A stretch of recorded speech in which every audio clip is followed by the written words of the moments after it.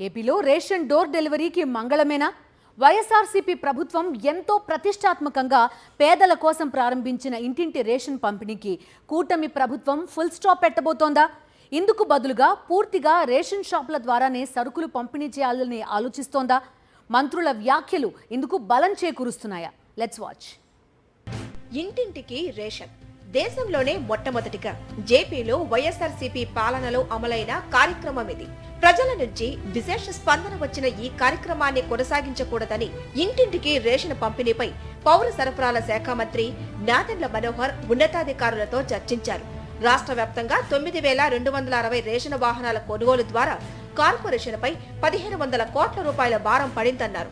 దాదాపు 1,500 కోట్ల ఆర్థిక నష్టం కలిగే విధంగా మన కార్పొరేషన్ కి 9,260 మొబైల్ డిస్పెన్సింగ్ యూనిట్లు కొన్నారు. వీళ్ళు 9,260 డిస్పెన్సింగ్ యూనిట్లు మొబైల్ డిస్పెన్సింగ్ యూనిట్ కొని ప్రతి నెల మేము 27,000 రూపాయలు వెచ్చిస్తున్నాం దానికి ఒక్కొక్క యూనిట్. 1,500 కోట్ల రూపాయలు ఆర్థికంగా నష్టం కలిగించే విధంగా కార్పొరేషన్ తీసుకున్న మూర్ఖమైన నిర్ణయం అది. ఇప్పటికే మంత్రి గుమ్మడి సంధ్యారాణి రేషన్ డోర్ డెలివరీపై కీలక వ్యాఖ్యలు చేశారు. ఇంటింటికి రేషన్ పంపిణీ నిలుపుదల చేస్తామని, గతంలోలా రేషన్ దుకాణాల ద్వారానే రేషన్ పంపిణీ చేస్తామన్నారు. మంత్రుల వ్యాఖ్యలతో ఇక రేషన్ డోర్ డెలివరీకి కూటమి ప్రభుత్వం మంగళం పాడబోతున్నట్లు తెలుస్తోంది. ఏదైతే పద్ధతిలో రేషన్ అక్కడ ఆ ఏరియాలో ఏదో ఒక ఇల్లు అద్దెకు తీసుకొని అక్కడ రేషన్ డెలివరీ ఇస్తుండేవాడు.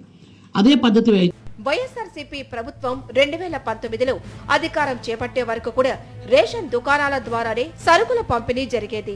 చాలా చోట్ల లబ్ధిదారులు, వృద్ధులు కాళ్లరిగేలా రేషన్ దుకాణాల చుట్టూ తిరగాల్సిన దుస్థితిని పాదయాత్రలో వైఎస్ జగన్ చూసి చలించిపోయారు. అధికారంలోకి వచ్చిన తర్వాత పేదలు కష్టాలు పడకుండా నేరుగా వారి ఇళ్లకే రేషన్ పంపిణీ జరిగేలా వైఎస్ జగన్ చర్యలు తీసుకున్నారు.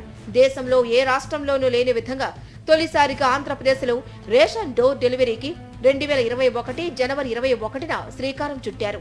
రాష్ట్ర వ్యాప్తంగా 9,260 వాహనాలను కొనుగోలు చేసి ఎస్సీ, ఎస్టీ, బీసీ, మైనారిటీలకు చెందిన నిరుద్యోగులకు 90% సబ్సిడీపై అందించారు. ఇది కాకుండా ప్రతి నెల వారికి 18,000 రూపాయలు వేతనంగా చెల్లించారు. రేషన్ పక్కదారి పట్టకుండా ప్రతి వాహనానికి జీపీఎస్ అమర్చి ట్రాకింగ్ చేసేవారు. గడిచిన 4 ఏళ్లుగా ఈ రేషన్ వాహనాల ద్వారానే ఇంటింటికి రేషన్ పంపిణీ జరిగింది. కానీ ప్రస్తుత ప్రభుత్వం రేషన్ డోర్ డెలివరీపై చేస్తున్న వ్యాఖ్యలు ప్రజలను ఆందోళనకు గురిచేస్తున్నాయి.